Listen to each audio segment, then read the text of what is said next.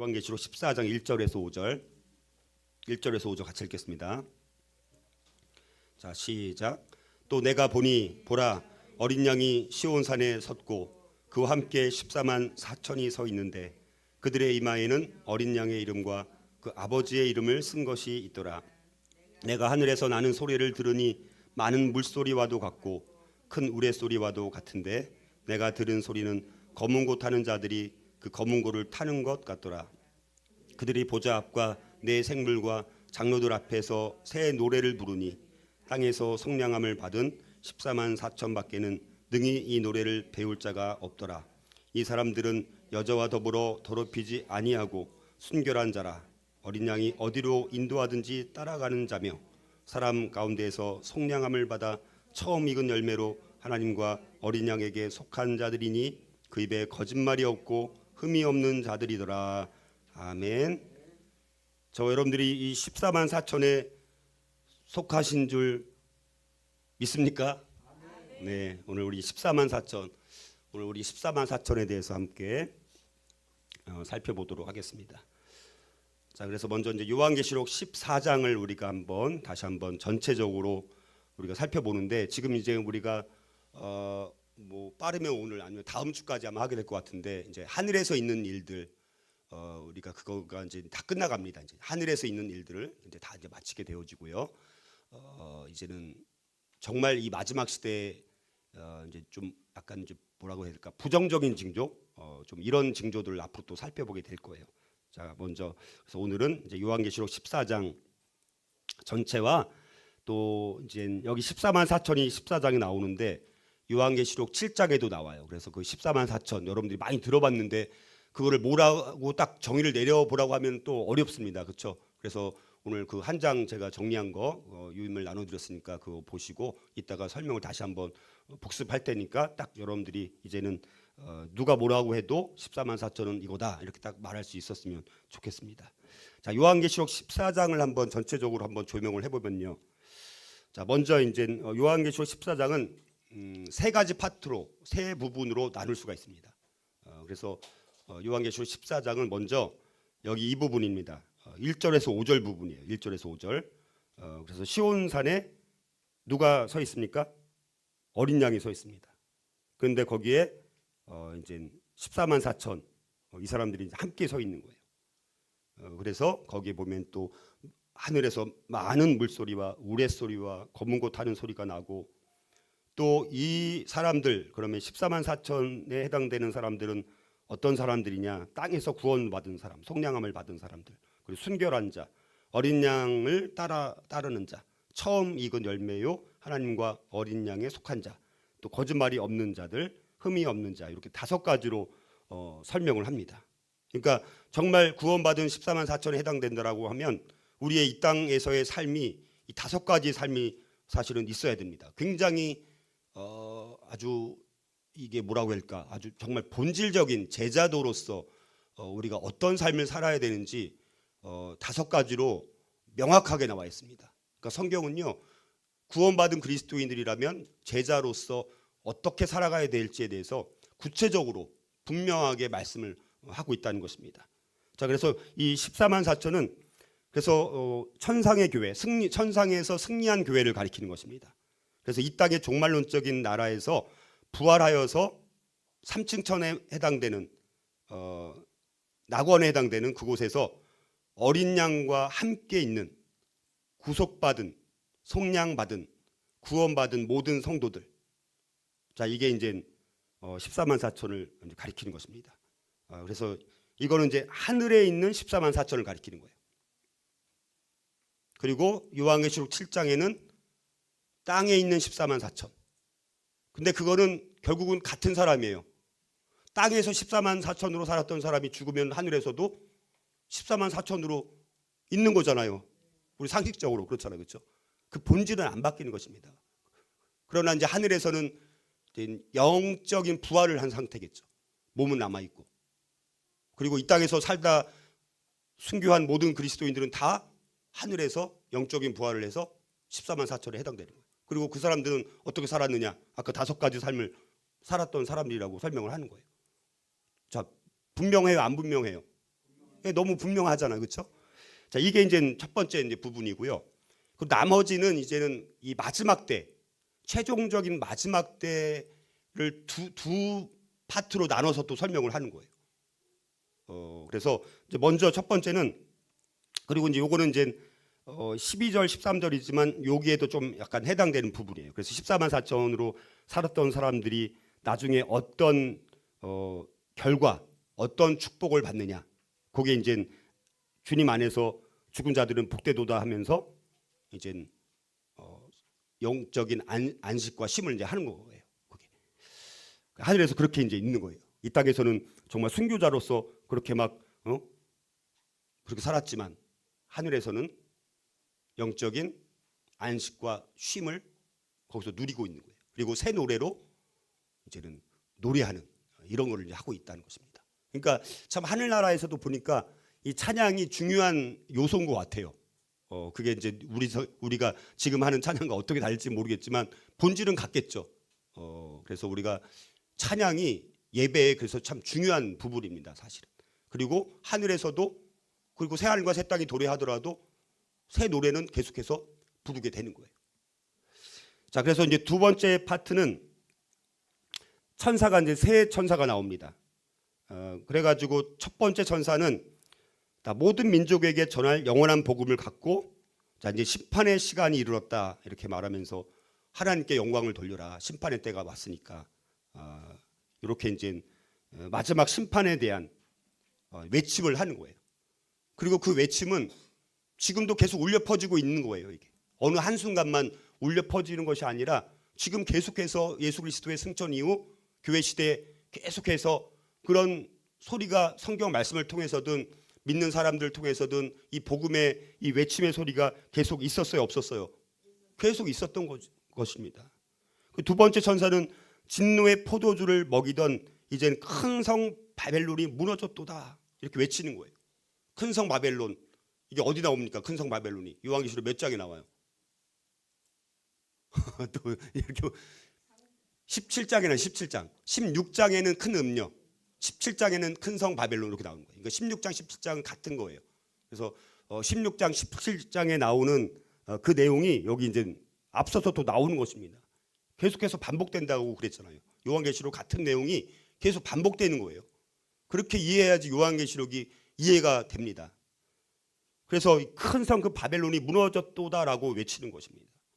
그리고 이제 세 번째 천사는 짐승과 우상에게 경배하고 이마에 표를 받으면, 그게 꼭 물리적인 뭐 짐승의 표일 수도 있고, 아니면 우리가 정말 짐승과 우상에게 우상 숭배를 하면서 하나님보다도 우상을 더 따르는 삶을 살아가거나, 또 성령의 인도함을 받는 게 아니라 이 악한 세력에 의해서 통치를 받고 지배를 받는 삶을 사거나 뭐 이런 사람들입니다.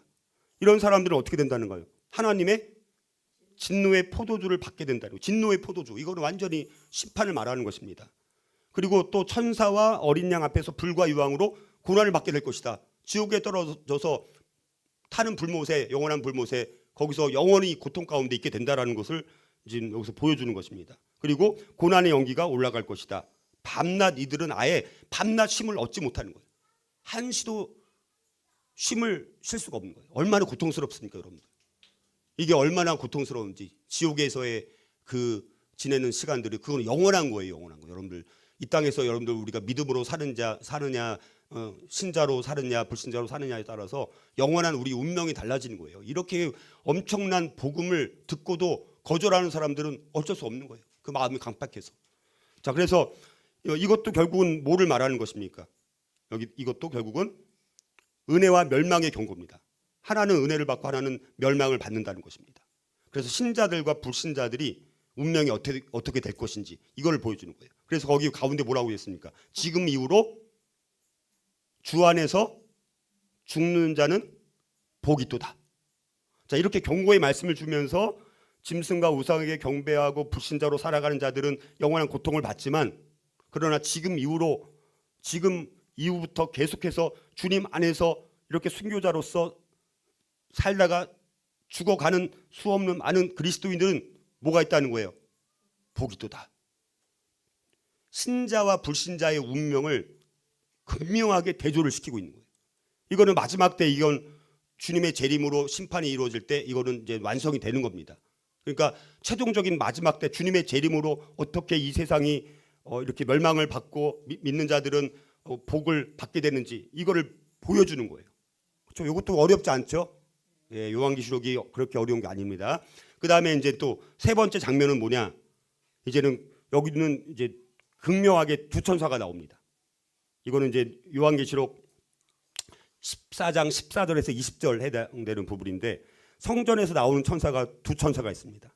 근데 한 천사는 낫을 휘둘러서 거두소서, 여기 보면 이제 구름을 타고 인자 같은 이가 금관을 쓰고 이제 낫을 들고 있는 장면입니다. 이거는 심판하기 위한 심판과 구원을 위한 이제 장면입니다. 그래서 성전에서 나온 첫 번째 천사가 낫을 휘둘러 거두소서, 여기서 낫을 휘둘러 거두소서는 뭘 거두는 거냐면 곡식을 거두는 거예요. 곡식을 거두는 거예요. 자, 곡식을 거두소서. 그랬더니 곡식을 거두니까 곡식이 거둬지는 거예요. 곡식은 뭡니까? 믿는 사람들. 마지막 일종의 약간 휴거와 비슷한 거예요. 그래갖고 마지막 주님의 재림으로 믿는 사람들을 다 어떻게 합니까? 한 사람도 거두지 않음이 없이 다 거둬들여야 되잖아요. 그렇죠? 구원받을 자들이. 그거를 이제 낫을 휘둘러 거두소서 했더니 낫을 휘두르니까 곡식들이 거두어지는 거예요. 믿는 자들이 다 거두어지는 것입니다. 그리고 이제 두 번째로 또 성전에서 나온 두 번째 그 동그라미 2번 천사가 여기서 낫을 휘둘러 포도송이를 거두라. 그래서 낫을 휘둘렀더니 어떻게 됩니까? 포도가 거두어지는 거예요. 이건 좋은 의미가 아닌 거예요. 불신자들을 지옥불에 던지기 위해서 거두는 겁니다. 이건. 첫 번째 그 거둠은 뭡니까? 천국에 보내기 위한 거둠이고, 두 번째 성전에서 나온 천사의 거둠은 어떤 거둠? 영원한 불못에 던지기 위한 거둠인 거예요. 두 가지. 그러니까 그리스도와 천사에 의한 마지막 두 추수가 나오는 거예요. 자, 이게 그래서 14장 전체의 내용이라고 봅니다. 그러니까 요한계시록은 말씀드리지만 여기서도 결국은 뭡니까? 믿는 자들은 구원을 받고 믿지 않는 자들은 영원한 불못 지옥에 떨어진다라는 경고의 말씀인 거예요.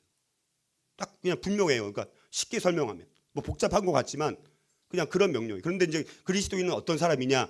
여기 이제 설명을 하는 거예요. 14장에서 여러 모양으로. 그리고 믿지 않는 사람들은 어떤 자들이냐? 짐승에게 우상에게 경배하고 이마에 표를 받고 또 막 우상 숭배하고 또 뭐 여기 뭐 여자와 막 음녀와 막 음탕하게 또 살아가고 뭐 등등 해가지고 그렇게 나오는 거예요. 자, 그래서 여기 이제 14장 전체를 설명을 했고 이제 이 14만 4천 또 설명하기 위해서 지난번에도 한번 말씀드렸지만 요한계시록 7장에도 14만 4천이 또 나온다는 거예요. 뭐 그래갖고 여러분들이 요한계시록 잘 모를 때는 요한계시록 7장에도 14만 4천이 나온 것 같은데 여기 14장에도 또 14만 4천이 나오네. 이게 뭘까? 우리가 요한계시록을 모를 때는 뭐 전혀 구분이 안 됩니다. 처음에는 요한계시록을 이렇게 깊게 이제 공부하지 않으면 이제 뭐가 뭔지 모르는 거예요. 근데 7장에 그래서 7장에 나온 14만 4천. 그래서 요한계시록 7장은 두 가지 관점이 나옵니다. 하나는 땅의 관점과 하늘의 관점이에요. 그래서 앞부분은 땅의 관점이고 뒷부분은 하늘의 관점입니다. 그래서 땅의 관점으로 요한계시록 7장 앞부분에서는 14만 4천 명의 인침을 받은 자가 나와요. 14만 4천 명의 인침을 받은 자. 그 앞에 6장에서 뭐라고 나옵니까? 이제는 이 우주적인 대격변의 심판이 있을 때 누가 이런 큰 진노의 날에 누가 능히 서리요? 이런 엄청난 마지막 최종적인 심판 앞에서 누가 살아남을 수 있는 자가 누굽니까? 이렇게 이제 질문하고 끝나거든요. 6장이. 근데 7장의 앞부분에서 이제 이렇게 14만 4천 인침을 받은 자, 그래서 뭐 네 천사를 통해 갖고 이제는 심판하는 것을 멈춰라 이러면서 이제 14만 4천이 어떤 사람들을 거기 설명하면서 이제 12지파 해가지고 12,000명씩 해서 곱하니까 14만 4천 명이 나오는 것입니다. 그리고 이제 7장 뒷부분에서는 14만 4천을 다른 말로 또 표현하는 거예요. 인침받은 14만 4천을 뭐라고 말하냐? 셀 수 없는 큰 무리, 각 나라와 족속 중에서 나오는 셀 수 없는 큰 무리라고 설명을 하는 거예요. 그들은 흰 옷을 입고 종려 나무가지를 들고 있는 사람들로 묘사를 하는 거예요. 근데 14만 4천을 셀 수 없는 큰 무리, 이 사람들은 하늘로 올라간 사람들을 말하는 거예요. 영적인 부활을 한 사람들 말하는 거예요. 이 땅에서 14만 4천으로 살다가 죽어서 하늘로 영적인 부활을 해서 셀 수 없는 큰 무리에 속하게 된 것입니다. 자, 그리고 이 사람들도 다른 말로 또 뭐라고 말하느냐? 큰 환난에서 나오는 자들인 거예요. 이 땅 가운데서 그리스도인들은 환난을 받아야 안 받아요? 받는 거잖아요. 그 환난으로부터 통과한 사람들, 환난에 임해가지고 배교하거나 배도해서 하나님을 부인하고 이제 또 세상에 나가서 살아가는 그런 삶을 산 게 아니라 큰 환난을 계속해서 통과해서 죽는 영혼들이 많을 것 아닙니까? 그들이 큰 환난에서 나오는 자들, 이렇게 말을 하는 거예요. 그래서 이제 14만 4천, 이 땅의 관점에서 14만 4천, 그 사람들은 누구냐? 신구약에 택함받은 하나님의 백성이 세상에서 어린 양의 피로 구속받은 자들로서 하나님과 어린 양께 속한 자들, 이 사람들이 14만 4천인 거예요. 자, 그리고 여기 셀 수 없는 큰 무리는 누구냐? 이 사람들도 같은 말입니다. 그런데 이제 이들은 순교자들뿐만 아니라 그리스도의 희생적 죽음에 의해서 정결하게 된 사람들, 그리고 종말 시대의 박해와 환난을 견뎌낸 사람들, 이런 사람들이 여기 셀 수 없는 큰 무리고 흰 옷을 입고 종려나무 가지를 들고 있는 사람들인 거예요. 그리고 큰 환난에서 나오는 자들도 똑같은 말인데 이 사람들은 결국 다 같은 말입니다. 궁극적으로 뭐예요? 모든 시대에서 고난, 이 고난이라는 건 뭡니까? 주님의 부활 승천으로부터 다시 재림하실 때까지 예수님의 증거와 하나님의 말씀을 인해서 성도들이 받는 핍박과 고난으로 전반적인 이런 환난들을 통과한 구원받은 모든 성도들, 이들이 누구라고요? 큰 환난에서 나오는 자들, 이렇게 이제 말을 하는 것입니다. 그러니까 다 같은 말인 거예요. 근데 땅에서 있을 때 관점으로 말하느냐, 하늘에서 있을 때 관점으로 말하느냐, 또 순교를 강조하느냐, 뭐 환난을 통과하는 것에 관점을 많이 갖느냐, 구원과 속량을 구속을 받는 거에 초점을 많이 맞추느냐, 이들이 또 행위로서 어떻게 그리스도인으로서 살았던 삶이 어떤지를 강조하느냐, 이런 것에 따라서 단어만 바뀌는 거예요. 본질은 다 같아요, 틀려요? 본질은 같은 것입니다. 자, 그래서 여기 흰옷을 입고 종려가지를 들은 구원받은 사람들은 하늘에서 어떤 존재로 있느냐? 왕으로서, 제사장으로서의 지위를 하늘에서 이제 갖고 있는 사람들인 것입니다. 이 사람들은 이 땅에서뿐만 아니라 하늘에서도 왕과 제사장으로서의 그 직분을 갖고 있는 것입니다. 그리고 이 사람들의 특징은 뭐냐? 셀 수 없는 큰 물이라든가 큰 환난에서 나온 사람들의 특징은 뭐냐? 거기서 하나님을 뭐 한다는 거예요? 경배하고 찬양하는 거예요. 지금 계속해서 요한계시록에서 하늘에서 나오는 장면들의 핵심은 뭐냐? 경배하고 찬양인 거예요. 거기서 이제 하는 게 주로. 그리고 또 하나가 있다면 여기 보면 허다한 무리들은 오직 그리스도의 대속적인 죽음을 통해서 깨끗함을 입고 구속받은 자들인데, 큰 환난에서 나오는 자들, 이런 사람들이, 그래서 이들은 하늘에서 경배와 찬양할 뿐만 아니라 또 뭘 합니까? 안식을 취하고 있는 거예요. 안식. 그러니까 이게 반복되는 거예요, 계속. 그래서 이게 땅의 관점에서 하늘의 관점. 근데 이거를 다시 14장으로 와서 다시 또 하늘의 관점에서 14만 4천이 어떤 사람인지를 설명을 하는 것입니다. 그러니까 7장에서의 땅에서의 관점과 하늘에서의 관점, 거기는 두 가지로 묘사를 했더라면 구원받은 백성들을 14장에서 앞부분 1절에서 5절은 하늘의 관점에서 이 14만 4천이 어떤 사람인지를 설명을 해주는 거예요. 그렇죠? 자, 여기까지 이해되시죠? 네. 자, 그래서 이제 그러면 자, 14만 4천 여기 보면 이제 여기 14만 4천 이렇게 이제 많은 무리들이 있는 것입니다.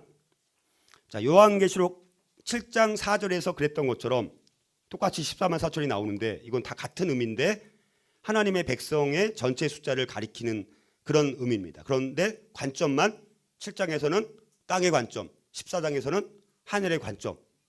똑같은 14만 4천인데 땅에서 있느냐 하늘에서 있느냐의 관점에 따라서만 그렇게 나눠서 설명을 하는 거예요. 그렇죠? 그래서 요한계시록 14장에 이 구속받은 14만 4천 요 하늘에서 이 사람들은 요한계시록 7장에 그 하나님의 인침을 받은 12지파 14만 4천 땅에 있는 구원받은 사람들로서 자, 구속받은 모든 성도들을 가리킨다는 거예요. 그러니까 땅에서든 하늘에서든 14만 4천은 본질적으로는 존재적 의미가 같아요, 틀려요? 같은 것입니다. 다르게만 묘사할 뿐이라는 것이죠. 자, 그래서 이제 여러분들 또 헷갈릴까봐 다시 한번 이걸 정리를 하면 14만 4천에 대해서 어떻게 14만 4천이라는 숫자가 이게 어떻게 나왔을까? 이게 굉장히 중요한 거예요. 자, 그래서 땅에서의 14만 4천이 있죠, 그렇죠? 그리고 하늘에서의 14만 4천이 있는 것입니다. 다 본질은 같아요. 14만 4천은 뭡니까? 선택된 백성이에요. 선택된 백성. 구원받은 백성들, 성도들, 그리스도인들, 제자들 이렇게 이제 표현하는 것입니다. 자, 근데 7장에서는 땅에서의 택함 받은 백성을 말하는 것이고 14장에서는 하늘에서의 택함 받은 백성을 말하는 것이다. 그래갖고 이제 이러면 이게 어떻게 어떤 의미가 있느냐? 14만 4천이 거기 나오죠. 그래서 먼저 3 곱하기 4를 하는 거예요. 3 곱하기 4. 그리고 이제 거기에 2제곱을 하는 거예요. 2제곱을 하는 거예요. 그리고 또 곱하기 10의 3제곱을 또 하는 것입니다. 그러면 14만 4천이 나와요. 이 계산이. 기가 막힌 숫자죠. 이게 우연히 만들어진 그런 숫자가 아닙니다. 다 이런 숫자마다 의미가 있어요. 그래가지고 3은 무슨 수라고 그랬죠? 하나님의 수. 삼위일체 하나님이잖아요. 삼위일체 성부, 성자, 성령 하나님, 그렇죠? 그래서 3은 하나님의 수예요. 삼일체 그 3을 우리가 기억하시면 되는 거예요. 그리고 4는 뭐냐? 땅의 수입니다. 땅의 수. 동서남북. 그래서 4는 땅의 숫자를 가리켜요. 동서남북이 4개 방향이잖아요. 그렇죠? 그리고 3은 하나님의 수라고 그랬고 4는 땅의 수잖아요. 이걸 곱하니까 뭐가 나옵니까? 3 곱하기 4는 뭐예요? 12가 나오죠. 근데 12는 또 이것도 독특한 숫자죠. 선택수예요. 그래요. 구약에서는 12지파 택함 받은 구약의 하나님 백성들 12지파. 신약에서는 12제자, 12사도. 선택받은 제자들 아닙니까? 그렇죠? 하나님이 선택한 거예요. 자기가 뭐 예수님한테 내가 제자가 되겠습니까? 찾아온 사람이 있어 없어요? 다 그냥 하나님이 예수님이 다 택하신 거죠. 12는 그래서 선택수입니다. 그러니까 3도 의미가 있고 4도 의미가 있고 곱한 것에 12도 의미가 있는 거예요. 그리고 이제 요한계시록 7장 5절에서 8절에 의하면 이 수는 각 지파에서 12,000명씩 뽑혀가지고 12,000 곱하기 12를 하니까 14만 4천이 또 되는 거예요. 민수기에 보면 거기 이제 지파별로 이렇게 거기는 정확히 다 12,000명씩은 아닐지라도 이렇게 이제 하면 거기 나오는 숫자가 있어요. 자, 그래서 이 12의 제곱과 또 12의 제곱 그리고 충만수 10은 충만수예요. 충만한 거를 가리키는 거예요. 거기에 10의 세제곱, 그러니까 12의 제곱에다가 10의 세제곱을 하면 그게 이제 세제곱이 10 곱하기 10 곱하기 10이잖아요. 이 충만한 다수를 의미하는 건데, 그래서 히브리인들은 3번 반복하거나 3번 곱한 것은 최상의 수입니다. 그 더 이상 이거보다 완벽한 최상의 숫자는 없어요. 자, 그게 이제 곱해진 것입니다. 그래서 14만 4천이 나오는 거예요. 그래서 14만 4천은 12 곱하기 12의 제곱, 그리고 또 10의 세제곱, 만, 아니면 천. 그렇게 이제 계산하면 14만 4천이 나오는 거예요. 자, 그리고 이제 하나님의 그 입맞은 14만 4천 명은 12지파의 10이라는 이 충만수를 제곱한 수 144에 많은 수를 상징하는 수 1000을 곱해서 얻은 수로서 또 만수 또는 충족수라고도 또 말한다는 거예요. 여러 가지 해석의 이제 방법이 있습니다. 그걸 제가 다 이제 종합해 본 거예요.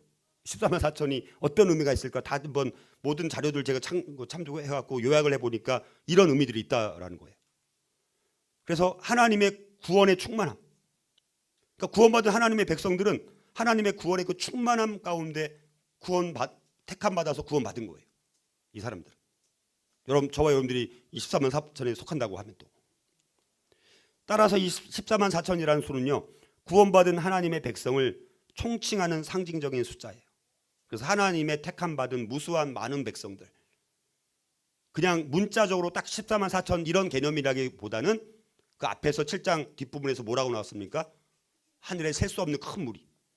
또 환난에서 나오는 자들. 이게 다 같은 말인 거예요. 그거는 딱 정해진 숫자는 아닌 거예요. 그 하나님만 아시겠죠. 그 충만한 수를.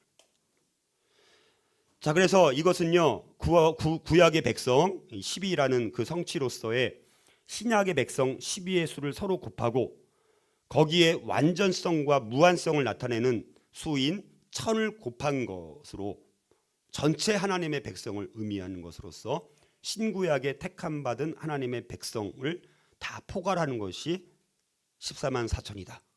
이렇게 이제 보시면 됩니다. 그래서 이 세상에서 어린 양의 피로 구속받은 사람들, 그래서 하나님과 어린 양께 속한 사람들, 이 사람들이 14만 4천인 거예요. 자, 이렇게 이제 가장 최대한으로 요약을 해갖고 의미 있는 것들을 다 집어넣어서 이렇게 한번 14만 4천이 어떤 사람들인지. 근데 이 사람들은 이 땅에서도 14만 4천이고 하늘에서도 14만 4천이다. 땅에서의 관점이냐 하늘에서의 관점이냐. 그러나 본질은 같다. 자, 이렇게 정리하면 어떻게 다 이해되시죠? 네, 예, 여기까지 한번 설명을 하고요. 자, 그래서 이제 이 14만 4천이 그러면 하늘에서 뭘 하고 있느냐? 여기 이제 구원의 노래를 하고 있습니다. 여기 보면 2절에서 3절을 보면, 그래서 어린 양과 함께 시온산에 서 있는 이 구속받은 14만 4천, 이들은 새 노래를 부른다는 것입니다.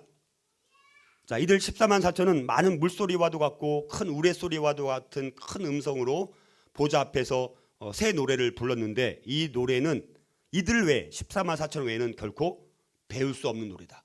아무나 이 노래를 부를 수 있는 게 아니에요. 자기가 부르고 싶어도 못 불러요. 여러분들 새 노래, 여러분들 우리가 찬양을 부르고 뭐 복음성가를 부르고 하나님을 찬양하는 노래 부르잖아요. 여러분들 그렇죠? 아무나 부르는 게 아닙니다.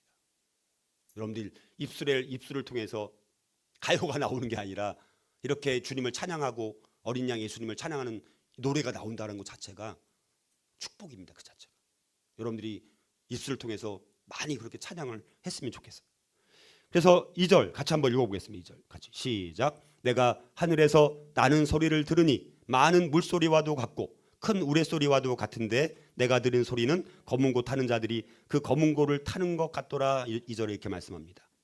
여기 이제 보니까 많은 물소리, 우레소리, 검은 고 타는 소리, 이렇게 하늘에서 이런 소리가 들렸더라라고 이제 말을 하는 것입니다. 그럼 이게 과연 뭐냐? 이 찬양의 소리는 뭐 두 가지로 이제 볼 수 있습니다. 한 가지는 구원받은 백성들 14만 4천 이들이 부르는 합창하는 찬양의 소리다. 이렇게 이제 요게 이제 일단 전체 문맥에서 요게 맞는 것 같아요. 근데 또 이렇게도 또 해석을 할 수도 있어요. 뭐냐? 천사들의 큰 합창으로도 볼 수 있다. 이렇게 이제 우리가 보는데요. 자, 그래서 요거를 우리 연결해서 이제 보게 되면, 자, 하늘에서 나는 이들의 그 소리는 세 가지로 묘사되어 있습니다. 하나는 뭡니까? 많은 물소리. 여기 막 물소리 막 소리 날 때 아주 크고 우렁찬 소리가 나오잖아요. 그렇죠? 그런 소리를 말하는 거예요. 그래갖고 이 노래 소리는 우렁차고 웅장함을 나타내는데, 다른 곳에서는 이게 많은 물소리인데 주님의 음성이다. 이렇게 이제 설명하기도 합니다. 그러니까 이거는 뭔가 주님의 큰 어떤 음성 이렇게 이제 볼 수도 있는 거예요. 그리고 큰 우레소리라고 나오는데 이거는 이제 위엄과 승리를 가리키는 거예요. 그래가지고 하나님의 음성과 같다는 말입니다. 이 말은 그 위엄과 승리의 소리인데 그건 하나님의 음성과 같은 말입니다. 그래서 다른 곳에서는 큰 우레소리는 하늘의 보좌에서 나오는 소리 이렇게 이제 나오는 것입니다. 그리고 이제 검은 고 타는 소리가 나오는데 이건 아름다운 선포와 조화를 가리키는 것입니다.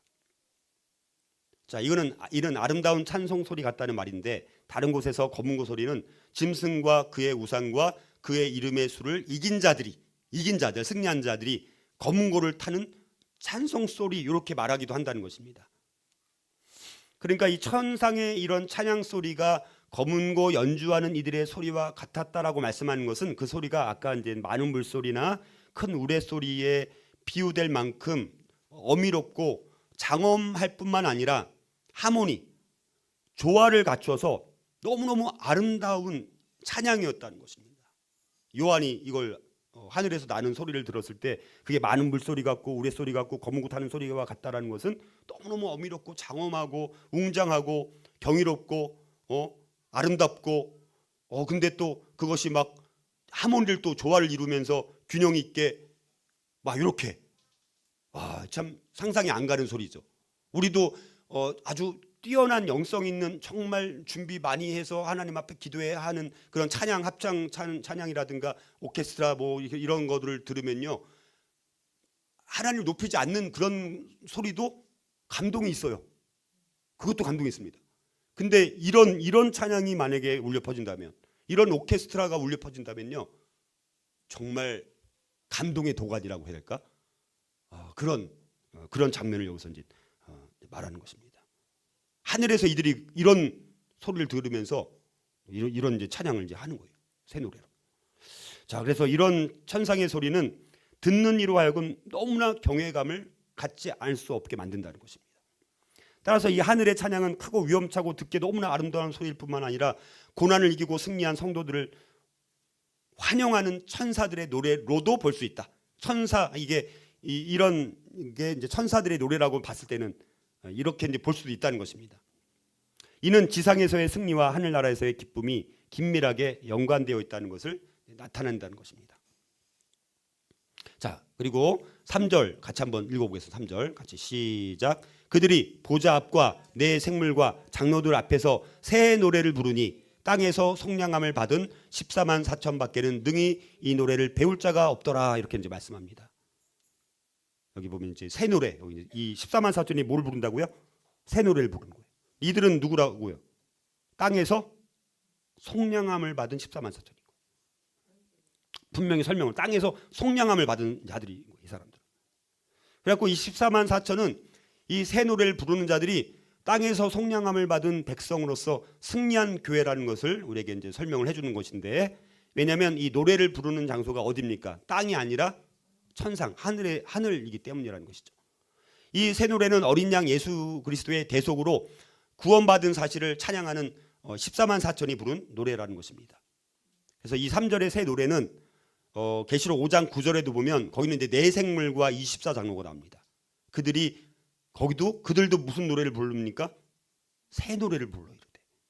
이게 하늘에서 부르는 그 노래는 어떤 노래입니까?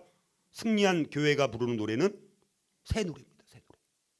다 같은, 구원받은 백성도 새 노래, 내 생물 24장로, 하늘에 있는 영적인 모든 존재들은 다 새 노래 부르는 거예요.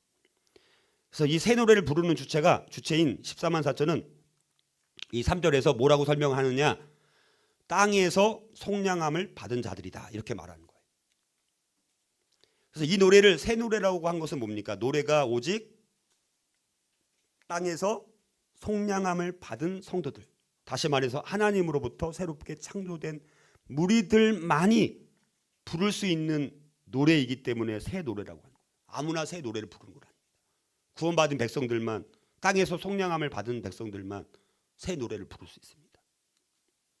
그래서 이 노래는 죄 가운데 있는 옛사람들은, 아직 거듭나지 않은, 중생하지 않은 사람들은 배울 수 없고, 오직 예수 그리스도의 보혈로 우리의 지식이 새로워지고 마음이 새로워지고 생명이 새로워진 새 사람, 새로운 피조물만이 부를 수 있는 노래인 것입니다.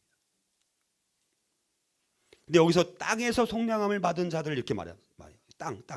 땅이라는 것은 우리가 밟고 있는 그 땅 의미하는 게 아니라 창조주 하나님의 능력과 어린 양 예수 그리스도의 구속 행위를 무력화시키기 위해서 준동하는 악의 세력들이 있지 않습니까? 그 악의 세력들이 끊임없이 믿지 못하도록 방해하잖아요. 그렇죠? 믿으려고 하면, 전도하려고 하면, 아니면 우리 가족을 막 이렇게 전도하려고 하면, 아니면 친한 어떤 사람을 전도하려고 하면 방해가 있어요, 없어요? 방해가 있고, 또 전 세계적으로 세상은 사람들을 믿도록 해요, 못 믿도록 해요? 못 믿도록 하는 것입니다. 그 악의 세력들, 땅은 악의 세력들을 가리키는 거예요.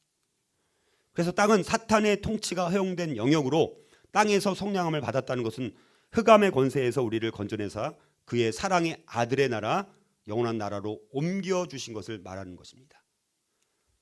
그러므로 14만 4천의 구원을 땅으로부터의 구원으로 이렇게 명명하는 것은 너무 당연하다는 것이죠. 그래서 속량함을 받은, 항상 제가 뭐라고 그럽니까? 구원을 내가 얻었다라고, 내가 쟁취했다라고 말해요. 성경은 항상 뭐라고 말합니까? 수동태로 나와요. 항상 구원. 속량함을 받은, 구원을 얻은, 속량을 얻은, 구속을 받은, 이렇게 다 말씀합니다. 그래서 이렇게 수동태는 신적 수동태로서 14만 4천의 구원이 예수 그리스도의 대속적 죽음을 통한 하나님의 구원 행위에 전적으로 의존함을 분명하게 드러내고 있다는 사실입니다. 그래서 이 구속함을 받은 새 노래를 배울 수 있는 14만 4천은 속량함을 받은 자들인데 지상의 모든 족속 중에서 그리스도의 피로써 하나님께 사서 드려진 사람들로서 하나님의 인침을 받았을 뿐만 아니라 어린 양의 피에 그 옷을 씻어서 희게 된 자들, 이들을 말하는 거예요. 이게 다른 말로 우리가 여러 이제 뜻으로 의미로 설명을 할 수가 있다는 것입니다. 자, 그래서 땅의 속량함을 받은 자들 외에는 이런 새 노래를 배울 자가 아무도 없는 거예요. 자, 하늘에서 울려 퍼주는 이 찬양은 바로 그 14만 4천을 제외하고는 능히 배울 자가 없습니다. 이것은 새로운 천상 찬양이 바로 구속이란 주제와 너무 긴밀하게 연관되어 있다. 구속을 받은 사람들, 속량함을 받은 사람들 외에는 이 노래를 배우고 부를 수도 없는 것입니다. 요한은 그들이 땅에서 구속함을 받은 자들이라고 말함으로 인해서 그 자격이 가장 중요한 것이 뭐에 유무에 달려 있다는 것입니까? 구속의 유무. 구원을 받았느냐 안 받았느냐. 그 유무에 따라 구속함을 받은 자들, 그 노래를 부를 수 있는 사람 누군지를 분명하게 밝혀주고 있습니다. 자, 다시 말해서 구속을 받은 자들만이 노래를 부를 자격이 있다는 거예요. 아무나 부르는 게 아니에요. 그런데 이 새 노래를 또 요한계시록 15장에 보면요, 거기는 또 모세의 노래요, 어린 양의 노래 이렇게 또 말하기도 합니다. 그러니까 계속해서 다른 말로 또 계속해서 이걸 또 다양하게 표현합니다. 이건 무슨 말입니까? 왜 모세의 노래요, 어린 양의 노래라고 부르느냐? 이것은 출애굽 시대 때 홍해를 건넜던 이스라엘 백성들이 홍해 바닷가에서 자신들을 구원하신 하나님을 찬송하는 노래가 나옵니다. 이제 홍해 바다를 기적같이 건넜어요, 안 건넜어요? 완전히 기적이죠, 그거는요. 어떻게 그 홍해 바다를 그렇게 양쪽으로 다 이렇게 바다가 갈라지게 해서 그냥 마른 땅처럼 그렇게 통과할 수 있게 하신 그 기적을 이스라엘 백성들이 그렇게 경험했는데도 광야에서 어떻게 합니까? 또 불평하고 거기도 뭐 만나를 주고 메추라기 막 줬더니 그게 또 지겹다는 거예요, 막 그게. 여러분들. 근데 어찌됐든 홍해 바다를 건넜을 때는 감격이 넘쳤겠죠. 그러면서 노래를 불렀습니다. 그래서 그 노래와 어린 양으로 말미암아 구속을 받은 성도들의 노래, 구속함을 받은 자들의 승리의 찬송을 이제 일치시키고 있는 것입니다. 그래서 이 창조의 노래를 옛 노래라고 한다면 이 구속의 노래를 우리가 새 노래라고 할 수 있다는 것이죠. 자, 이와 같은 구속 찬양은 단연 시편에 아주 많이 나오는데 많이 나오는 하나님의 구원을 노래하는 찬양을 우리가 연상시킨다는 것이죠. 그래서 시편 예를 들어서 96편 1절에 보면 거기도 새 노래가 여기만 나오는 게 아니에요. 시편에 많이 나옵니다. 그래서 새 노래로 여호와께 노래하라, 온 땅이여 여호와께 노래할지어다. 시편 98편 1절에도 새 노래로 여호와께 찬송하라, 그는 기이한 일을 행하사 그의 오른손과 거룩한 팔로 자기를 위하여 구원을 베푸셨음이로다. 시편 144편 9절 하나님이여 내가 주께 새 노래로 노래하며 열줄 비파로 주를 찬양하리이다. 이렇게 찬양하는 것입니다. 자, 사탄을 상징하는 이 붉은 용과 적그리스도와 거짓 선지자를 상징하는 두 짐승의 그 집요한 핍박에도 불구하고 모든 하나님의 교회는 결국은 어떻게 합니까? 승리한다는 거예요. 그래서 하나님의 구원을 노래하는 그 새 노래의 합창단이 하늘에서 된다는 것입니다. 이게 이제 14장 1절에서 여기 이제 3절까지 우리가 살펴본 그 내용이라고 볼 수가 있어요. 자, 그럼 여러분들 이제 오늘 말씀의 결론을 맺습니다. 자, 그러면 자, 이렇게 새 노래를 부를 수 있고 이렇게 14만 4천이라는 구원받은 백성들, 자, 그들은 도대체 이 땅 가운데서 어떤 삶의 특징을 가졌느냐라는 것입니다. 그래서 우리는 이 땅에서 삶은 뭐 그냥 자기 멋대로 살아가고, 그리고 하늘에서 이런 새 노래를 부르고 거기서 영원한 안식과 쉼을 누리고 또 어린 양과 함께 임재한 그 축복을 누리고, 이런 거는 바라보는데 근데 아무나 거기에 속하는 게 아닌 거예요. 그리고 구속받은 사람들, 구속함을 받은 사람들, 어린 양의 피로 구원받은 사람들, 흰옷을 입고 종려가지를 나무에 들고 있는 사람들, 흰옷을 입은 무리들, 환난을 통과한 사람들, 그런 그 사람들은 도대체 이 땅에서 어떤 삶을 살았느냐?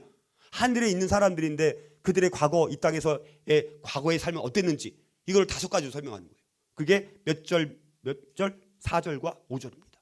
이거는 우리가 그리스도인들이 이 땅에서 어떤 삶을 살아야 되는지를 너무나 명확하게 보여주는 삶의 모습인 거예요. 자, 그래서 그게 이제 여기서 땅에서 구원 속량을 받은 사람들은 여기 5가지로 나오는 거예요. 자, 그래서 첫 번째는요, 뭐라고 나오냐면 여기 4절에 보면 이 사람들은 누굴 가리키는 거예요? 그리스도의 피로 구속함을 받은 사람들, 속량함을 받은 사람들, 14만 4천 이런 사람들 말하는 거예요. 자, 이 사람들은 누구와 더불어 더럽히지 아니하고 여자와 더불어 더럽히지 아니하고 순결한 자라 이렇게 말씀합니다. 여기 여자는 과연 누굴까? 우리 여러분들 요한계시록 이제 17장에 보면 거기 큰 음료가 나옵니다. 거기 여자가 나와요. 큰 음료가 나오고 그것이 요한계시록 18장에서는 뭐라고 나오냐면 큰 성 바벨론으로 나와요. 그것이 요한계시록 11장에서는 또 뭐라고 나오냐? 큰 성이라고 나오고 또 로마라고 나오고 소돔이라고 나오고 애굽이라고 나오고 주께서 십자가에 못 박히신 곳, 다시 말해서 구 예루살렘 성으로 이렇게 나옵니다. 다 같은 말입니다. 이것도 결국. 이 음녀 큰 성 바벨론 거기에는 많은 만국의 성들도 붙어 있고 짐승을 따르는 모든 지상의 모든 국가들, 그리고 불신자들, 해상 운송업자, 세속 문명을 막 맹목적으로 추종하는 그런 사람들, 땅의 상인들, 바벨론에서 극성한 온갖 사치품과 식품들로 인해서 치부하던 경제적인 실력자들, 돈 갖고 막 갑질하는 사람들 많이 있어 없어요? 그냥 이 명품 매장에 가면 뭐 저 같은 사람만 이렇게 옷을 입고 가잖아요. 쳐다보지도 않아요. 딱 보고 이제 아주 명품 옷 입고 온 사람들만 손님으로 대접합니다. 그런 사람들 다 여기에 해당되는 거예요. 땅의 임금들, 땅의 정치적인 권력자들, 통치자들, 얼마나 악한 통치자들이 많습니까? 그렇죠?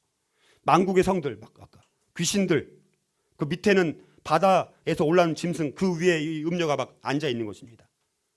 그러니까 이거는 이 악의 이 세상을 요 그림으로 다 설명할 수 있는 거예요. 이 세상이 어떤 세상인지, 사치와 부패와 성적 타락과 온갖 더러운 모든 악한 것들, 모든 사치, 돈 자랑하고 권력에 빠져서 살고 명예 뭐 이런 것 쫓아가고, 지금 이 세상은 뭐 마약하고 권력 쫓아가고 지금 뭐 권력 투쟁, 권력을 차지하려고 안달난 것 아닙니까? 모든 사람들이 명예를 쫓고 또 마약, 또 동성애, 뭐 섹스 뭐 해가지고 술 담배 완전히 미쳐 돌아가는 세상인 거예요.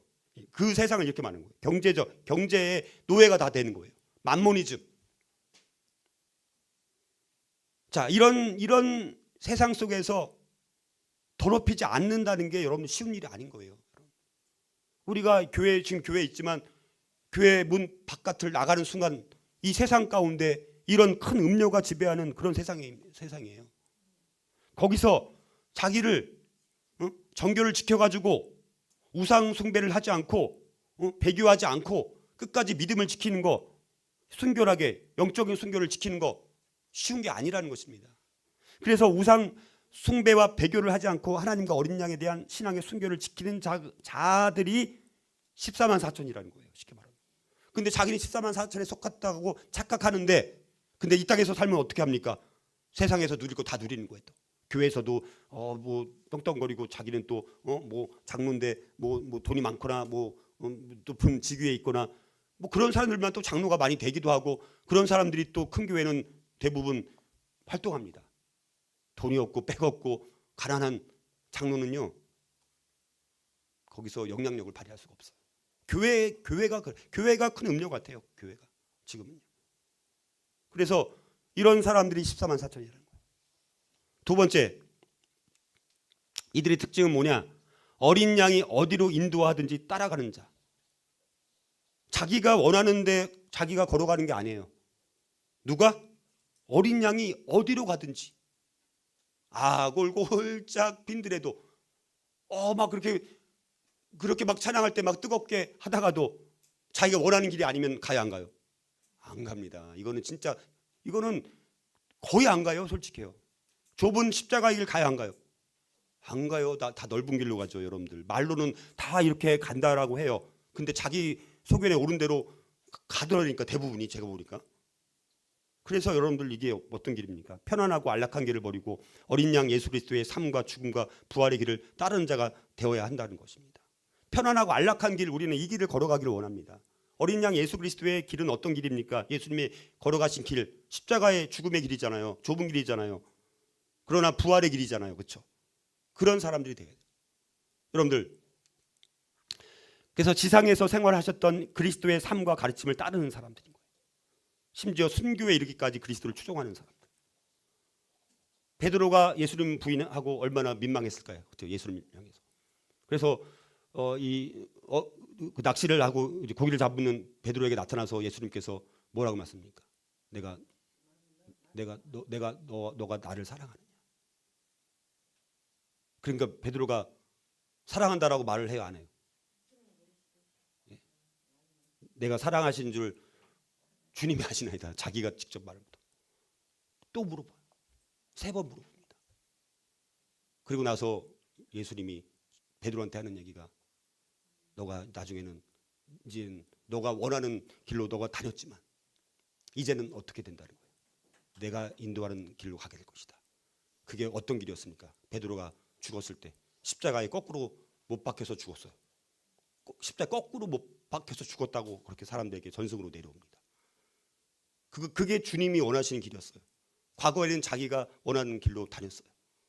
근데 진짜 14만 4천에 해당되는 사람들은 어떤 사람들이 하는 거예요? 어린 양이 어디로 가든지 이제는 베드로는 그런 순교자의 길을 걸어가는 것이 예수님께서 어린 양이 인도하는 그 길이었어요. 근데 베드로는 주님을 만나고 이제는 변하니까 어린 양이 인도하는 대로 따라가서 순교자의 삶을 살게 된 거예요.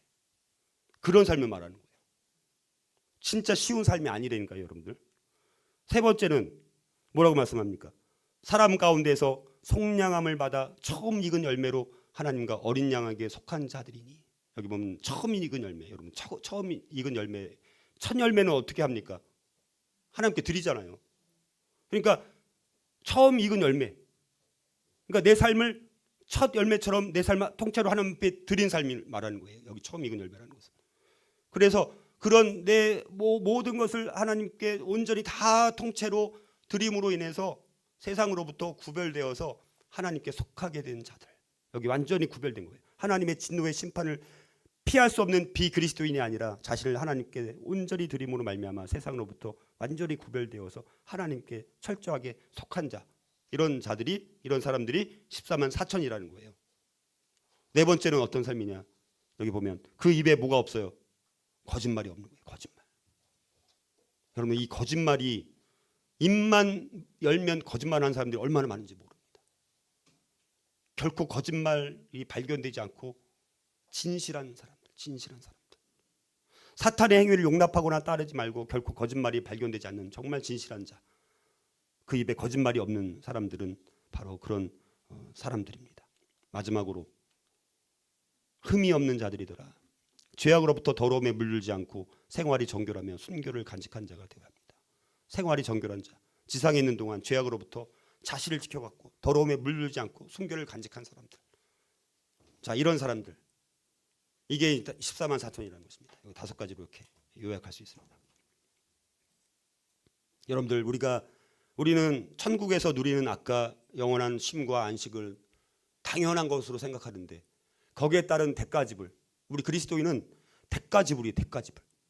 대가를 지불해야 되는데 대가는 지불하지 않고 누릴 수 있는 그 복들만 이렇게 챙겨 먹으려고 하는 그 자체는 완전히 비성경적입니다. 근데 이렇게 생각하는 사람들이 많아요. 완전 착각이죠. 그거는 우리가 아주 이 말씀에 직면을 해야 되는 거예요. 저와 여러분들이 이 5가지의 정말 삶을 과연 내가 살지는 못할지라도 물론 살아야 됩니다. 근데 이런 삶을 정말 추구하고 있는지조차 생각하고 있지 않다면 이게 심각한 문제입니다. 그러니까 이 5가지의 삶이 저와 여러분들의 삶이 될 때 우리가 부르는 노래도 새 노래가 돼서, 그래서 무슨 새 노래 교회 이렇게 이름을 짓는 교회도 요즘 많더라고요. 그래서 그걸 영어로 뭐라고 해요? 뉴송이라고 하죠. 뉴송 교회 이렇게 짓는 교회도 있어요. 뉴송 교회. 그래서 새 노래 교회. 그런 교회는 이런 새 노래의 의미를 알고 이제 너무 자기가 감동을 받아서 이제 새 노래 교회 이렇게 이름을 이제 적겠죠. 각자 다 감동 받은 대로 이름을 짓는 거니까. 그래서 우리가 정말 저와 여러분들이 이새 노래로 부를 수 있는 자격이 과연 되는가 돌아보고 이 5가지 오늘 삶을 다시 한번 돌아보고 오늘 우리 기도했으면 좋겠습니다.